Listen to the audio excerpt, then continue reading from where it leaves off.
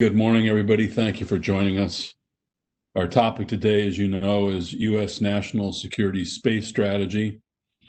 Our speaker is Aaron Bateman. Before turning to Aaron, let me just do a bit to set the context. At the Center for Global Security Research, of course, as many of you know, we've made a focus of space policy and space strategy. And we've put our focus on emerging challenges in the development of U.S. space strategy. For example, in May, we released a publication on space strategy that tried to put the discussion of strategy into the context of long-term strategic competition with Russia and China. We've also done work examining the challenges of developing the partnerships that are essential for long-term strategic competition in space, including public-private partnerships, but also partnerships with allies. But as an organization, we put less focus on how the past should inform our thinking about the present and future. And today's speaker will help us this shortfall in our work. His basic purpose is to offer a broader historical perspective, one that embeds the current policy discussion in a longer-term view of the evolution of U.S. space strategy since the arrival of the space age. Our speaker, as you know, is Mr. Aaron Bateman. He's a PhD candidate working on these questions in the History of Science and Technology Department at Johns Hopkins University. His areas of interest and expertise include not just space policy, but missile defense, technology and alliance politics, and intelligence operations and analysis. This interest and expertise flows in part from the fact that he served previously as an officer in the United States Air Force with a specialization in signals intelligence and strategic reconnaissance. Our ground rules today is Aaron's remarks are on the record. The discussion portion will be off the record. And when we come to that portion of the program, please either raise your hand electronically or use the chat function to send me a note indicating what question you'd like to have put to the group and to the speaker. With that, Aaron, let me turn to you. Thanks so much for making the time to do this. Over to you. All right, thanks, Brad. I'm going to start off by thanking the Center for Global Security Research for inviting me here today. It's really a distinct pleasure to discuss such a timely topic with all of you. I'm going to try to keep my talk as short as possible because I'm really interested in all of your questions and thoughts on the current space security challenge. Right at the end of my talk, I'm also going to just show a couple of relevant images as well. So as many of you are aware, a spotlight has been placed on national security space issues really to a level of intensity that hasn't been witnessed since the 1980s, and the debates over anti-satellite weapons and space-based missile defense, really surrounding Ronald Reagan's Star Wars, or as it was officially known, the Strategic Defense Initiative. There's a tendency, I think, to fall victim to presentism and see the current security situation as really new or unprecedented. In the space domain, there are certainly an increasingly broad array of sophisticated threats, but I think it's important that we understand that anxiety about the vulnerability of critical national security space infrastructure is really not a new concern. It goes back to the beginning of the space age. As both a historian and national security practitioner, I think that history has a vital but underappreciated role in informing current policy challenges. So there's a couple of points that I'd really like to make today, four in particular. The first one is the historiography of the American space program is really flawed. Emphasis on the civil space program overshadows the fact that national security was the overriding objective of every US administration since the Eisenhower period. The second point is that anxiety about the vulnerability of space systems, especially intelligence satellites, really goes back to the early 1960s. So we need to rethink the space as a sanctuary paradigm. The third point is that it's really important to distinguish between the militarization and the weaponization of space. Space has been militarized since the beginning of the space age, whereas weaponization really started accelerating in the 1970s and has gone through periods of expansion and contraction. And then the final point is that there was a really significant shift in US thinking about space in the 1970s. This included what I call the tactical shift, So a greater emphasis on using strategic reconnaissance systems for tactical military operations. This was both in the United States and the Soviet Union. And then also in the 1970s, we witnessed the rationale for ASATs transitioning from primarily being focused on deterrence and protection to being able to negate significant Soviet space targets.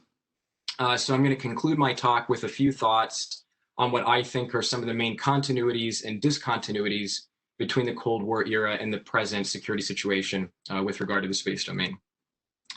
So I want to identify from the outset what I see as the most pressing yet under-addressed policy challenge today, and that is how do we limit adversary kinetic space weapons in particular, and also address whether or not the United States should reinvigorate its own Cold War era and post-Cold War era kinetic space weapons programs. And that's something I'm going to talk about a little bit more at the end. A brief note on terminology. I know that a lot of times the term space weapon and ASAT are used interchangeably, but I think it's just important to establish that, at least for my purposes, space weapon is a really broad category of terrestrial and space-based kinetic and non-kinetic space weapons that can be used for destroying targets on Earth and in space, whereas anti-satellite weapons are terrestrial or space-based kinetic and non-kinetic weapons designed to negate or destroy satellites specifically. So I want to really emphasize that the overriding objective of US national security space policy and strategy throughout the entirety of the Cold War was to maintain freedom of overflight from outer space to preserve America's ability to conduct intelligence operations. I see three more or less distinct periods during the Cold War in American national security space policy and strategy. The first period is really the Eisenhower to the Nixon administration. There was an emphasis on having a very limited ASAT capability to defend against Soviet space threats. It's in the Ford and Carter years that we see a shift towards a need to actually negate strategically significant targets and really move away from just an emphasis on deterrence. And then in the Reagan and Bush years, we see an emphasis on the need to be able to actually control and deny access to the space domain. And that's when we see the term space control officially enter into the lexicon of the Department of Defense and the US Air Force in particular. So when Dwight Eisenhower became president, as many of you are aware, his overriding concern was to prevent another Pearl Harbor-like attack. At the time of his inauguration, the vast majority of US intelligence efforts to penetrate the Soviet Union have been largely unsuccessful. Many of the human intelligence networks that the CIA and MI6 had in and around the Iron Curtain had been rolled up, and many of those human assets were imprisoned or killed. After the Soviet Union detonated its first atomic bomb in the summer of 1949, the need for better intelligence on the USSR became even more urgent from the White House's perspective. In February of '55, the President's Technological Capabilities Panel produced a report that emphasized the need to develop both high altitude and space reconnaissance systems to more effectively characterize Soviet military strength. After this, President Eisenhower was primarily interested in space for the purposes of intelligence gathering. He concluded that it was absolutely necessary to establish the principle of freedom of overflight from space because there were still concerns at this time whether or not doing so would be considered a violation of sovereignty. So Eisenhower saw Sputnik as really a validation for his wish to be able to overfly enemy territory from space without it being considered a violation of sovereignty. There were concerns, nevertheless, that the Soviets could place satellites into space that would be able to threaten American national security interests. So about 6 months after Sputnik, the National Security Council adopted a resolution which called for vigorous research into anti-satellite systems. But I want to emphasize here the word research. A decision had not been actually made at this time to pursue a full-scale development of any type of a kinetic ASAT program. Around this time, the US Air Force saw the space domain as an opportunity to potentially expand the purview and scope of the service and issued a formal requirement for a system that would be capable of destroying a satellite. In October of 1959, the United States conducted its first successful anti-satellite weapons test using a Bold Orion missile. It was basically just a direct descent anti-satellite weapon that would be designed to come into proximity to a target satellite and detonate a nuclear warhead. At the time, the United States really didn't have the ability to conduct any type of precision strikes against adversary space systems just because SPADATS, the precursor to the US Space Surveillance Network, was really in a nascent stage of development. But it's important to recognize that it was the United States that actually conducted the first full-up test of a kinetic ASAT. Around this time, DARPA sponsored 2 feasibility studies for developing space defenses, and Major General Bernard Schriever, who is the commander of the Air Force's Ballistic Missile Division, embarked on a program to develop a co-orbital satellite inspector that could be used for space defense as well. In February 1960, the White House formally approved a space satellite interceptor program called SAINT, which was just an acronym for Satellite Inspector. The idea behind the program is that it would be launched into low Earth orbit, rendezvous within 40 feet of the target satellite, take pictures, potentially video as well, and really just ascertain whether or not the satellite in question was indeed a threat. The Air Force, however, saw in SAINT an opportunity to develop an on-orbit weapon system and advocated using it for kamikaze-style attacks or placing explosives on board that could have been used to destroy the target satellite. The White House, however, was not in any way, shape, or form responsive to these types of propositions because Eisenhower's overriding concern was this idea of freedom of overflight from space. And Eisenhower worried in particular that the develop of any type of on-orbit space weapon or any type of a large, even terrestrial-based anti-satellite weapons program would just serve as a catalyst for the Soviets developing similar systems and potentially threatening US reconnaissance systems. So the Undersecretary of the Air Force at the time, Joseph Sherrick, who would later serve as the first director of the National Reconnaissance Office, ordered the SAINT program manager to cease and desist any investigations into its offensive uses. It was supposed to be an inspector capability alone. Most significantly, in May 1960, Francis Gary Powers' U-2 was shot down over the Soviet Union, which prompted the White House to cut off all U-2 flights behind the Iron Curtain. And this really put added pressure on the need to develop a space reconnaissance capability. The CIA during this period really said to the president that the shoot down of the U-2 only heightened the need for some type of an effective space reconnaissance system and really emphasized the need to be able to conduct operations from space without any type of interference. And it was only 3 months after Gary Powers' U-2 was shot down that Corona, which was the nation's first photo reconnaissance satellite system, was successfully launched into orbit. And so I think it's really important to highlight the fact that Corona was able to do something that the CIA was not able to do in the first 10 years of its existence with traditional human intelligence operations. It was able to effectively characterize the scope and capabilities of the Soviet nuclear program. And in July of that year, the US Navy orbited its first signals intelligence satellite. So the year 1960 really witnessed satellites becoming America's strategic eyes and ears. Eisenhower's most visible space achievement, at least within the historiography of the American space program, was the establishment of NASA in 1958. But in 1960, he took action that he thought was far more consequential, but of course at the time was classified and was only declassified in the 1990s. And that was that he laid the groundwork for what would become the National Reconnaissance Office, which was formally established in 1961 by his successor. And the NRO, of course, was the organization, remains the organization responsible for developing and operating America's intelligence satellites. So for Eisenhower, NASA would remain the public appearance of the space program, and he wanted to emphasize, at least to the world, that the American space program was civilian and peaceful in nature. And this was really done in large part to protect the viability of the space reconnaissance program. Officials who served under his administration really were concerned that the Soviets would develop the means to destroy intelligence satellites, just as they had developed the means to shoot down the U-2. So balancing the need to preserve freedom of overflight from space with the ability to defend the space reconnaissance program and defend against perceived Soviet threats in the space domain became really the key policy challenge for every single Cold War presidency up until the very end. So moving into the Kennedy administration, Kennedy, like Eisenhower, immediately recognized the significance of reconnaissance satellites and the need to protect them from interference. The early years of the Kennedy administration witnessed multiple detonations of nuclear weapons at very high altitudes, in some cases in excess of 200 miles, that demonstrated the ability to damage or destroy satellites in low Earth orbit. Many senior US military leaders also during this time were coming to believe that the Soviets would develop space systems that could deliver nuclear weapons to terrestrial targets, the FOB system being the most notable. The challenge really became balancing the need to defend against these growing threats while also maintaining freedom of overflight and ensuring that US reconnaissance assets in space did not find themselves in a situation of vulnerability.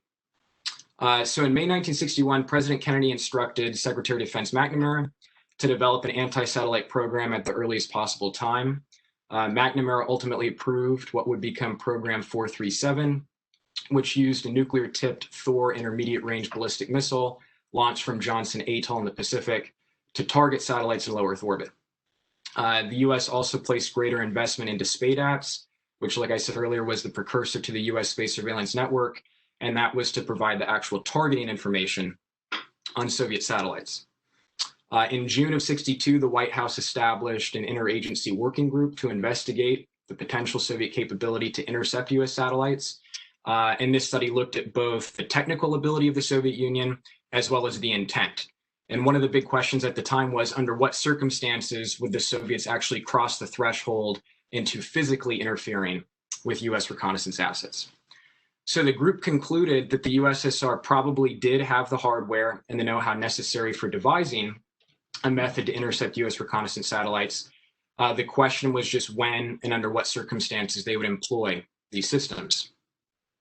So one of the conclusions of a 1964 National Security Council policy study was that it was necessary to conduct research into spaceborne weapon systems for offensive uses against other spacecraft or targets on Earth, or for defensive interception in or from space of hostile Earth or space-launched offensive weapons. It also concluded that an anti-satellite capability, probably Earth to space, would be needed for defense of the United States from the increasingly sophisticated Soviet ASAT programs that were under development. It was in 1964 that Program 437 was declared officially operational. So around this time, the intelligence community began to develop regular technical assessments on the Soviet Union's ability to intercept and destroy reconnaissance satellites. And this was of primary concern to the President's Foreign Intelligence Advisory Board and the Director of the National Reconnaissance Office in particular.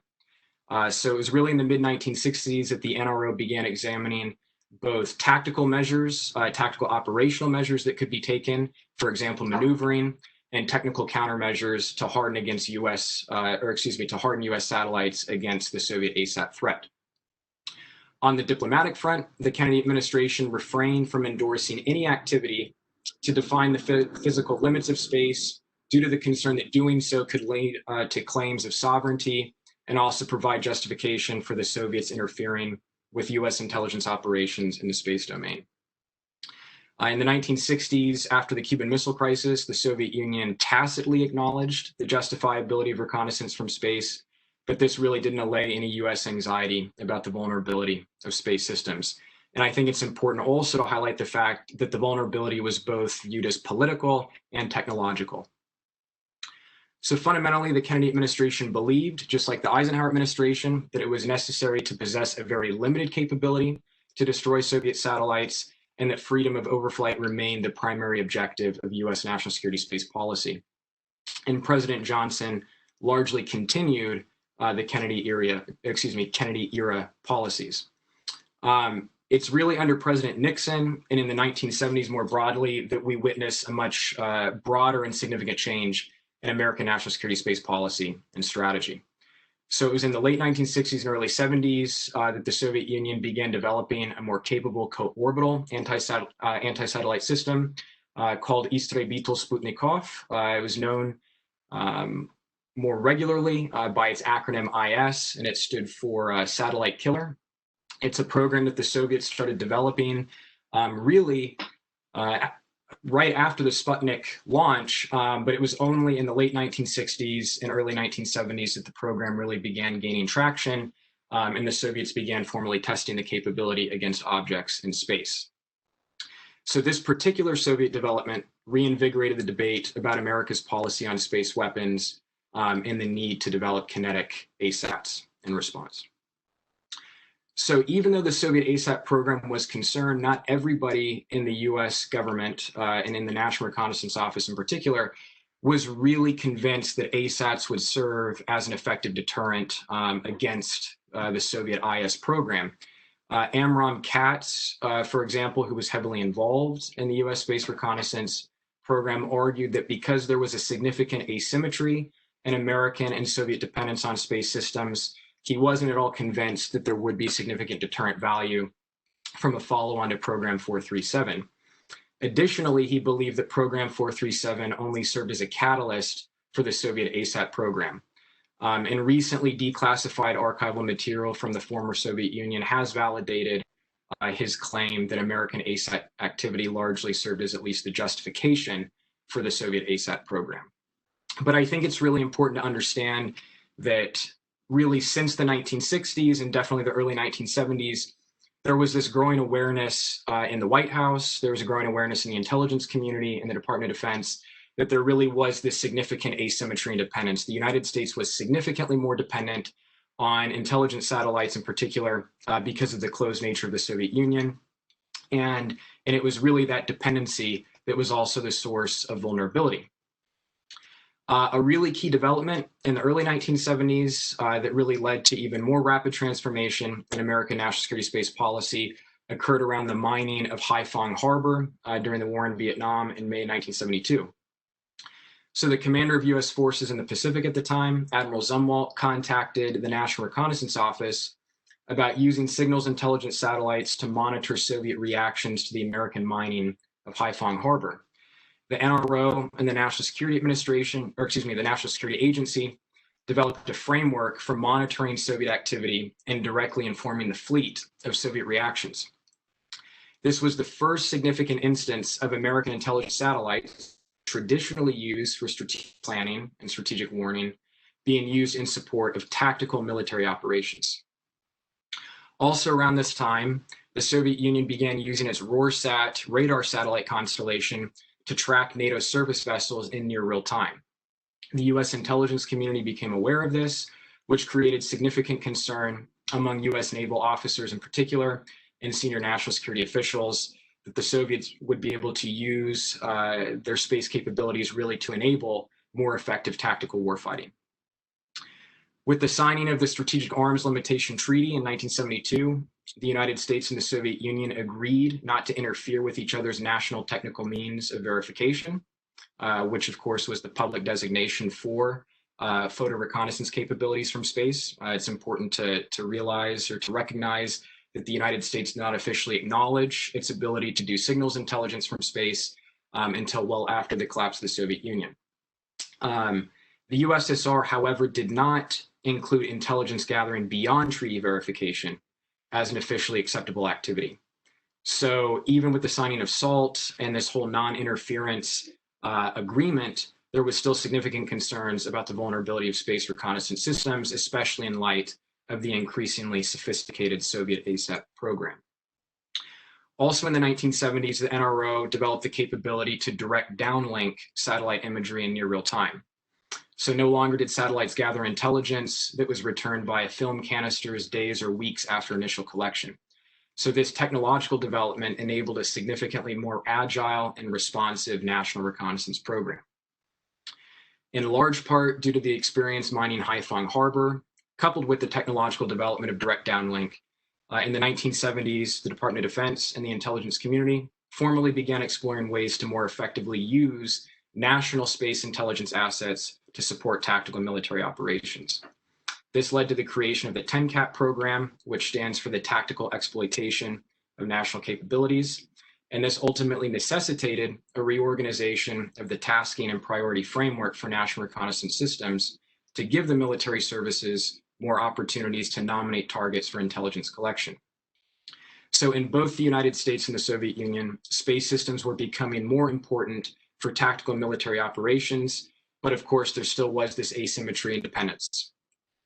And so this is really when we see the technological measures, and we also see more political pressure to really change the usage of space systems from strategic warning primarily to something that the combatant commands would be able to directly tap into and enable more effective tactical level operations, especially in any type of a theater conflict in Europe or elsewhere.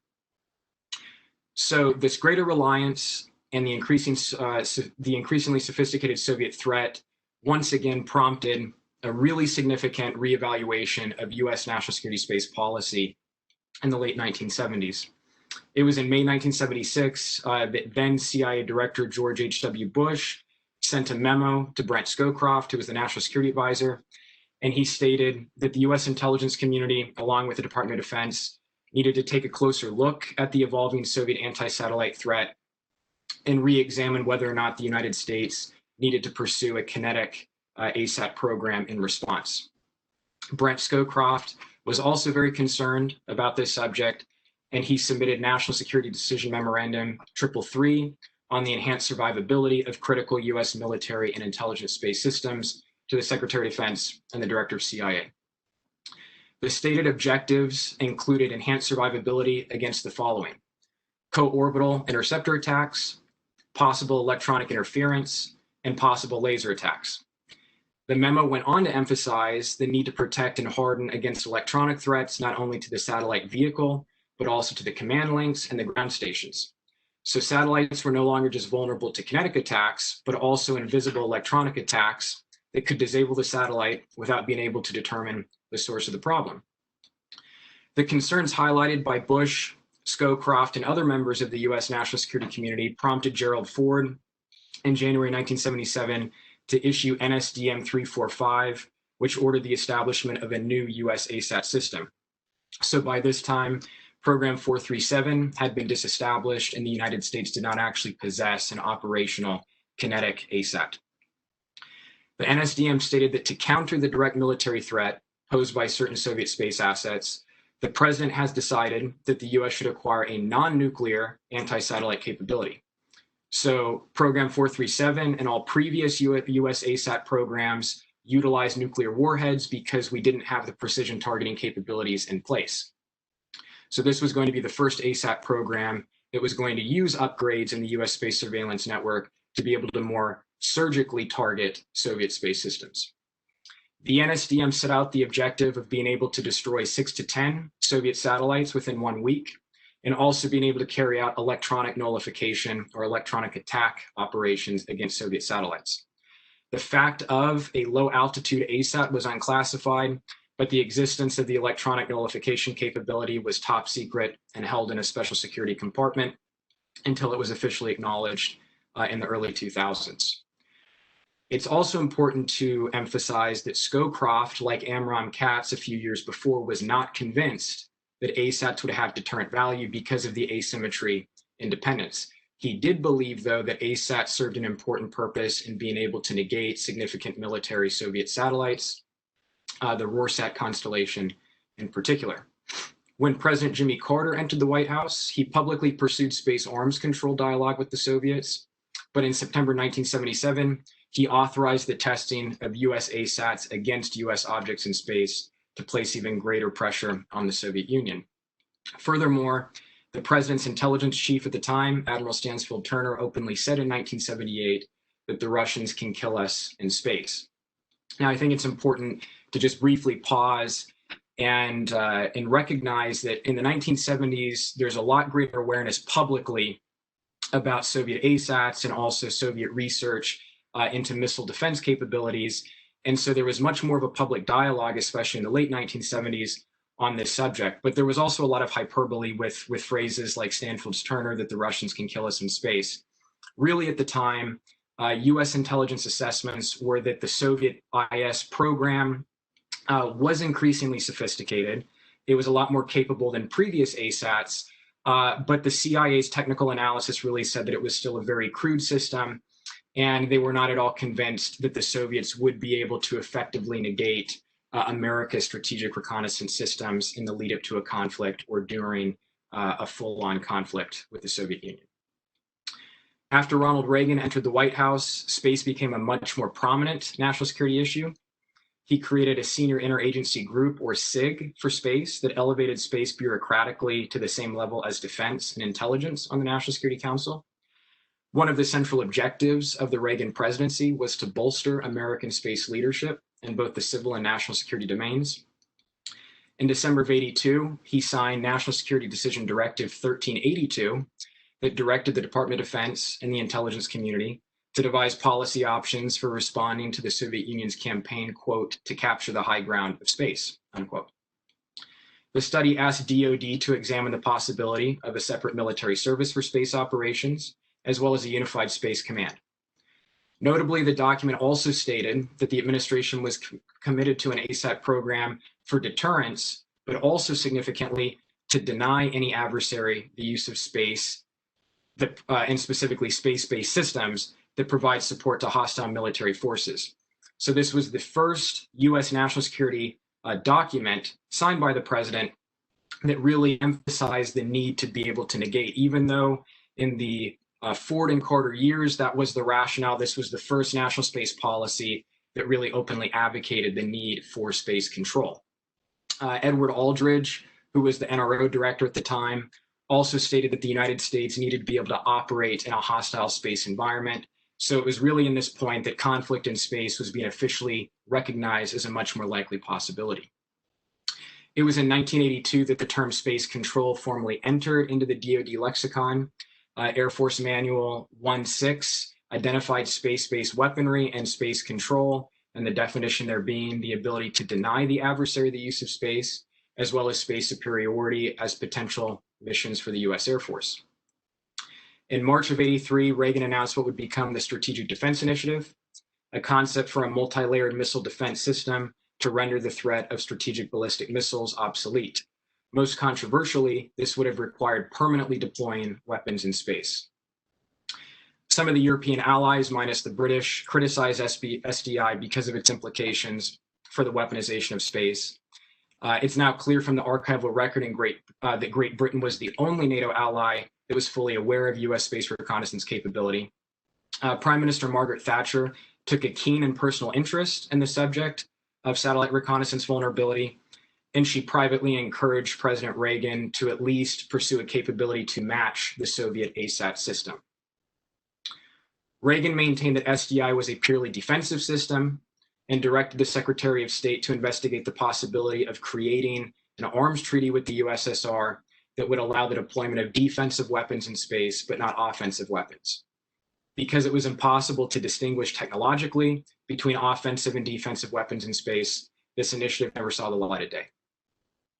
After the announcement of SDI, the Soviet Union signaled that it was more motivated to sign an agreement limiting the weaponization of outer space, but the Reagan administration realized that any limitation on any category of space weapons could constrain the development of space-based missile defense.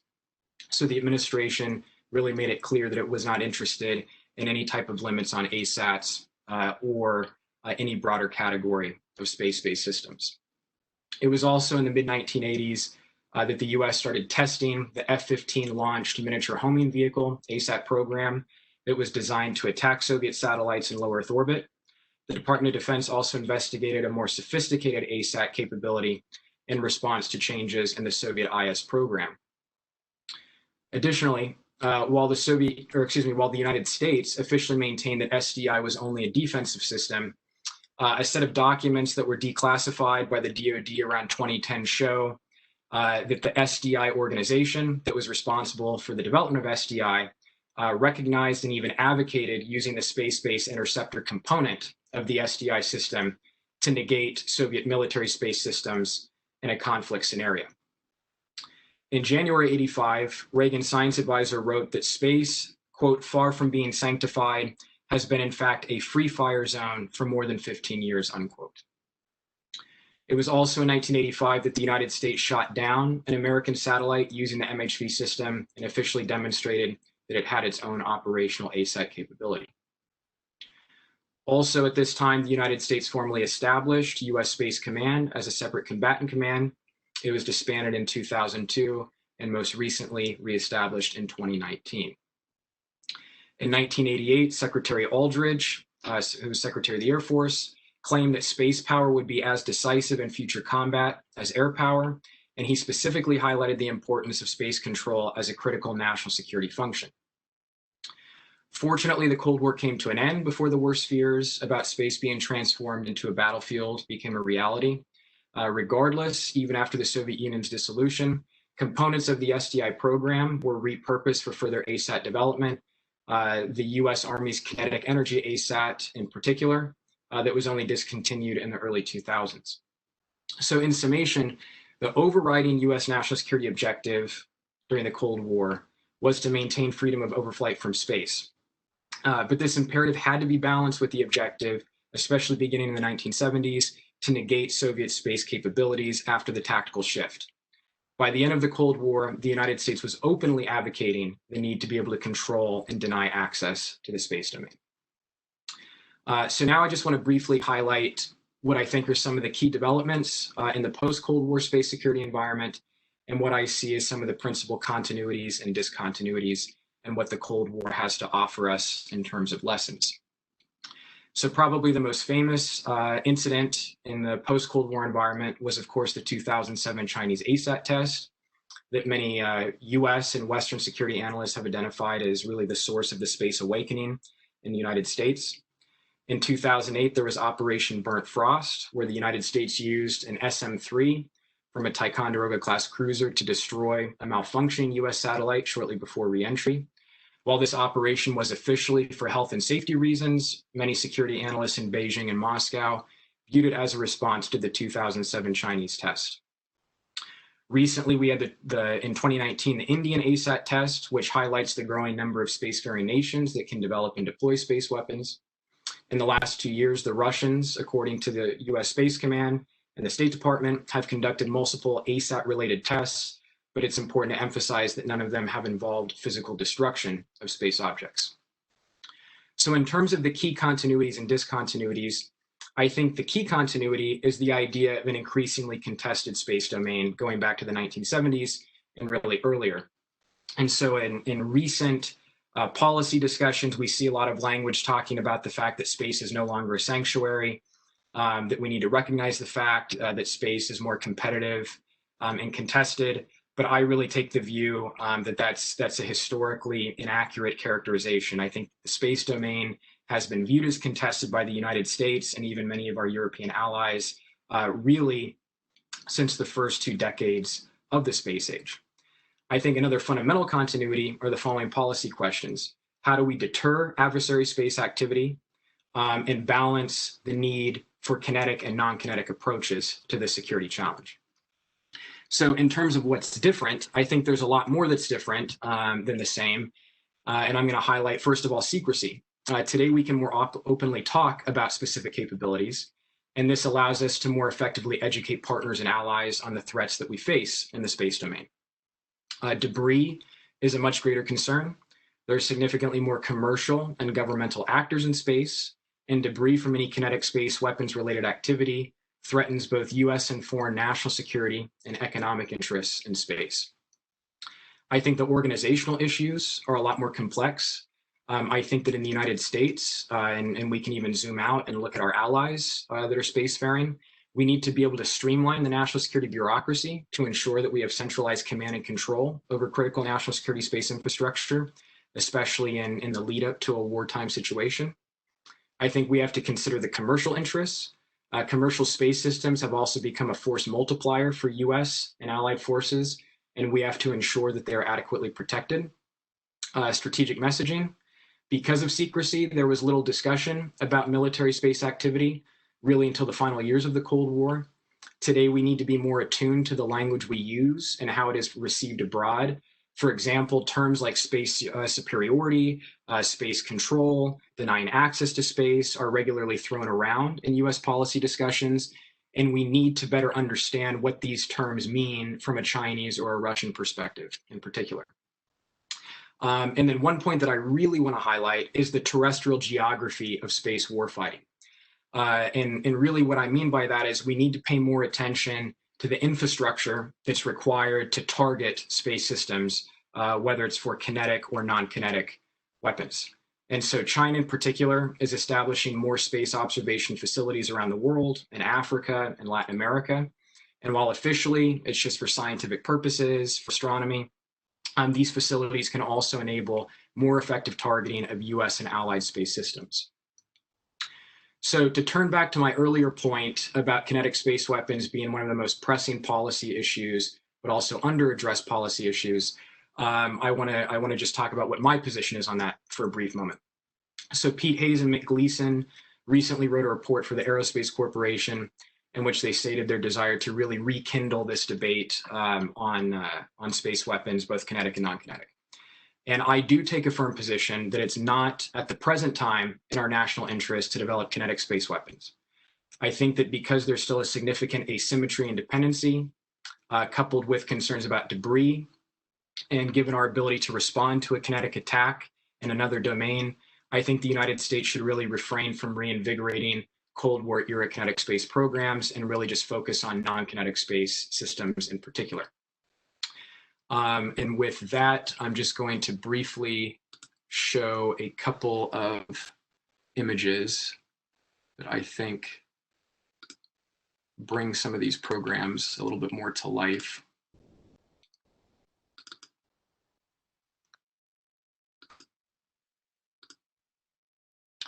So this is a picture of the ICBMs that were used with program 437, deployed out at Johnson Atoll.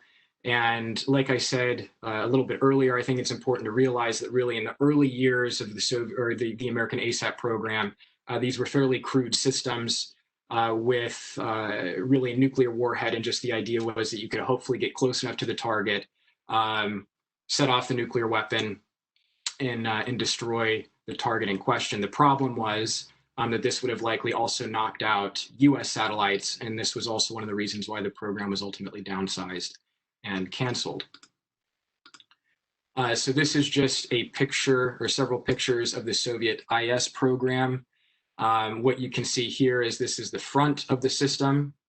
This is where the explosives would have been housed, and then you have a series of thrusters and guidance systems.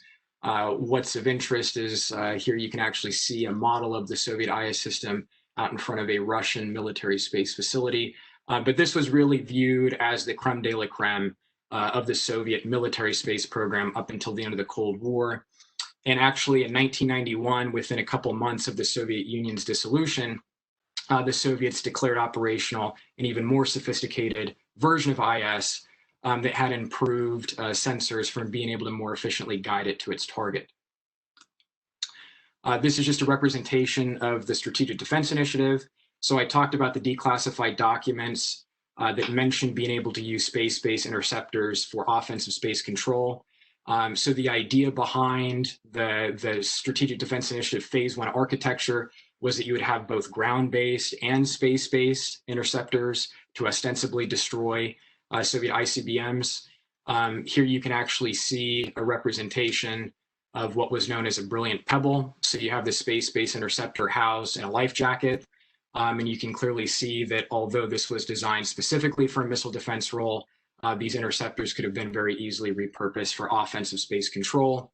And this is something that continuously comes up, especially in the Russian literature today. The Russians continuously refer back to the fact that the United States said that SDI was only for missile defense. And now with the knowledge that there was at least some thinking about using it for offensive space control, the Russians really use this in their arguments to say that the United States has been a catalyst in the weaponization of space since the 1980s in particular. And then these are just two images from the American ASAT programs of the 1980s and beyond. This is the F-15 launched MHV. So the idea was that an F-15 would take off. It would use targeting information from the US Space Surveillance Network to actually target the Soviet satellite in question in low Earth orbit. And as I mentioned, we actually did a full-on test of the system to include destroying a US satellite in low Earth orbit. And then this is just an image of the actual interceptor from the Army's kinetic energy ASAT program that was ultimately discontinued in the early 2000s. So with that, I want to thank you again for the opportunity to share my thoughts with you today, and I really look forward to your questions and comments. Thank you, Aaron. That was great. Very informative.